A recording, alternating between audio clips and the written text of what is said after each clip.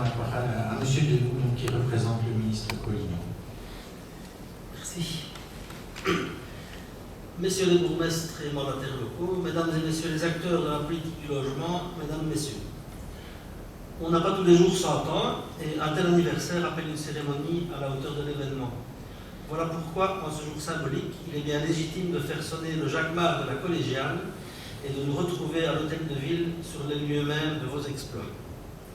S'il aurait eu un réel plaisir à vous retrouver dans la cité à Clotte quelques mois après sa dernière visite sur votre terrain, le ministre du Logement a malheureusement été retenu à Namur par une réunion du gouvernement wallon. Qu'à cela ne tienne, le signal donné par votre société coopérative le 3 décembre 1921 était tout sauf anodin. Il survenait tout juste 2 ans après le vote de la loi instituant la Société nationale des habitations et logements à Beaumarchais qui, en 1919, marquait le début de la politique publique du logement. La précocité de votre engagement témoigne d'une parfaite connaissance de l'importance de cet enjeu social et sociétal pour une Wallonie dont l'industrialisation précoce était directement perceptible dans votre région.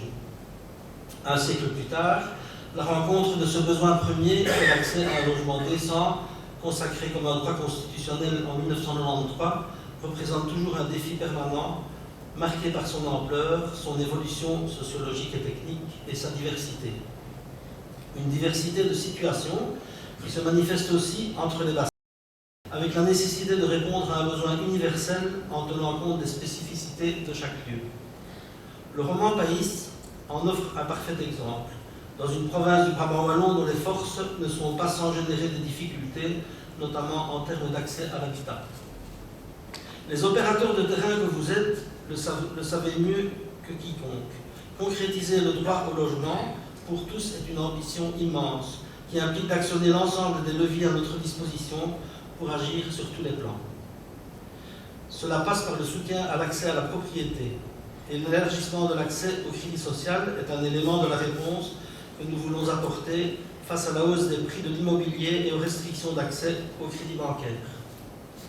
Cela passe par une action positive sur le marché locatif privé. Christophe Collignon et son équipe l'amènent par le développement de la grille indicative des loyers qui s'est enrichi d'un module de calcul de ses coûts énergétiques et que nous dupliquerons par le logement étudiant.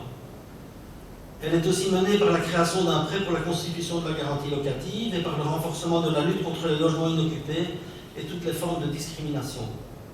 Et elle est encore menée par un soutien renforcé aux propriétaires qui recourent aux agences immobilières sociales et contribuent ainsi à accroître le parc locatif à prix modéré. Mais l'action en faveur de cet accès universel passe aussi, bien sûr, par la politique du logement public, du logement social, comme on disait naguère. Cette législature s'est voulue particulièrement ambitieuse à cet égard, et ce, avant même que les inondations qui ont frappé une partie importante de notre territoire n'imposent une action encore renforcée et accélérée.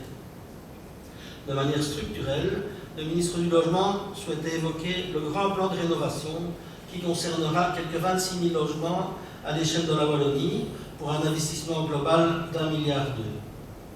Le roman Pays s'est montré particulièrement actif dans ce cadre avec l'engagement de rénover 707 logements pour un budget de près de 32 millions d'euros financé par la région à hauteur de 75%, soit près de 25 millions de subsides. À elle seule, la société du roman Pays représentera la moitié des logements rénovés par ce plan en Brabant wallon. 23% des logements de votre SLSP vont ainsi être rénovés avec des conséquences positives sur près de 700 familles. À côté de cela, avec le programme 2021 d'embellissement et de sécurisation du parc public, le gouvernement wallon a déjà décidé de consacrer 24 millions d'euros au logement de plus de 10 ans présenté par les SLSP pour une subvention à hauteur de 75%. Dans l'arrondissement de Nivelles, l'intervention wallonne s'élève à 1,480 millions d'euros, dont quelques 640 000 euros pour 362 logements du roman Pays. Concernant le logement neuf, a été lancé en novembre 2020 un appel à projet pour la construction rapide de 215 logements, pour un montant total estimé à 81 millions d'euros. Le marché de travaux sera attribué au plus tard d'ici la fin 2022. C'est une première étape vers l'objectif d'accroissement net du parc de 3 000 logements à l'horizon de 2024. Pour cette première phase, 6 logements sont concernés dans l'arrondissement de Nivelles à hauteur d'1,5 million d'euros. La seconde moitié de la législature va nous permettre de renforcer encore cette action. Le ministre Collignon en veut pour preuve la priorité qu'il a obtenue pour le logement dans le cadre du plan de relance de la Wallonie, ce qui permettra notamment de mobiliser près de 102 millions d'euros pour créer 700 nouveaux logements d'utilité publique dans une dynamique de soutien des filières locales du secteur de la construction, innovante et éco-responsable. Le ministre du Logement entend aussi augmenter la création de logements d'intérêt public via le partenariat public-privé, par des acquisitions et la valorisation des réserves foncières des opérateurs immobiliers locaux. On parle des SLSP et des pouvoirs locaux. Parallèlement, il entend simplifier et numériser les dossiers de logement public via une plateforme qui assurera la digitalisation des relations entre les SLSP et les locataires, candidats locataires. Des actions directement en faveur du logement public qui se verront complétées par des initiatives sur d'autres terrains, notamment pour faciliter la prise en gestion de logements par les AIS et les associations de promotion du logement, tout en élargissant leur mission, notamment au logement étudiant. Ceci pour vous dire, mesdames et messieurs, que le dynamisme qui anime votre société depuis un siècle sur l'antique terre romane du Brabant est aussi bien à l'œuvre à l'échelle de la Wallonie dans la politique régionale. Celles et ceux qui agissent sur le terrain, au contact des réalités, savent qu'on ne résout pas la question du logement, on y travaille, sans cesse et dans un renouvellement constant pour faire face à des tendances globales comme l'accroissement démographique, le vieillissement de la population, l'évolution des structures familiales, les défauts de la cohésion sociale et les impératifs climatiques.